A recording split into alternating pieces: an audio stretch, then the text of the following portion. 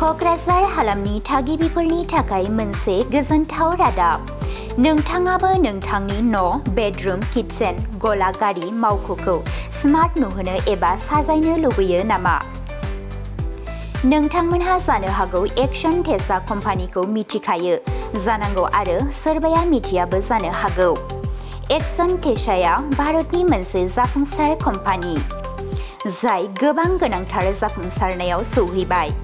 बियो भारताव गिबिसिन गुदुं MDF प्लान्ट जागायदोंमोन आरो दा हादोराव पेनेल दारिमिनाव सेथि थाखोआव दं।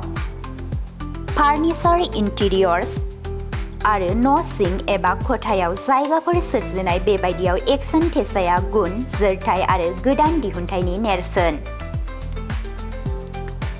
MDF, HDSMR आरो पार्टिकल बर्डनिफ्राय लानानै प्रि-लेमिनेटेड पेनेल, दरजा आरो फ्ल'रिंसिम बेफोर गासैबो खाबुखौ एक्शन टेसा कम्पानियाव मोननो हानाय जायो आरो बियो गासै भारताव बुमिनसारगिरिफोर, इन्टिरियर्स डिजाइनर्सफोर आरो न'नि बिगोमाफोरजों फोथायजाथाव। इक'-फ्रेन्डलि मैन्युफेक्चारिं, टार्माइट आरो ब'रार रेसिस्टेन्ट प्रिमियाम फिनिशेस आरो डिजाइन्स इन्जिनियार फर स्टाइल आरो स्टाइलनि थाखाय डिजाइन खालामनाय। मख'जाथाव दि टेसा स्टुडिय' अन वेल्सनि गेजेरजों दिनै गिबि खेबनि थाखाय क'क्राझारनि आइ हटेलनि साखाथियाव गावसिनि कम्पानियाव मा मोननाय जायो बेखौ दिन्थिनायजों लोगोसे आबुङै फोरमायना होयो।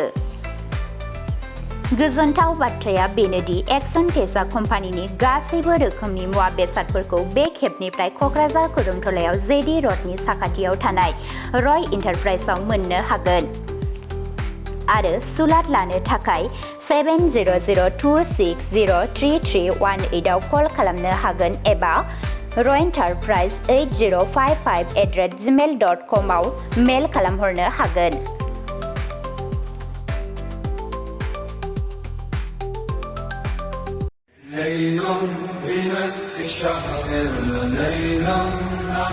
मैं अजय हूँ।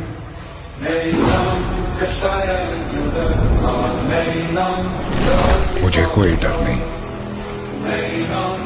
उबलते खौलते पानी से कोई डर नहीं।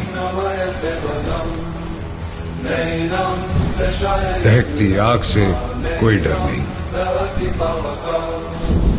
मैं हूं action Tesa boiler board, boiling waterproof, fire retardant, termite and borer proof, सबसे मजबूत। मुझे कोई डर नहीं। एक्शन टेसा, कोई नहीं ऐसा।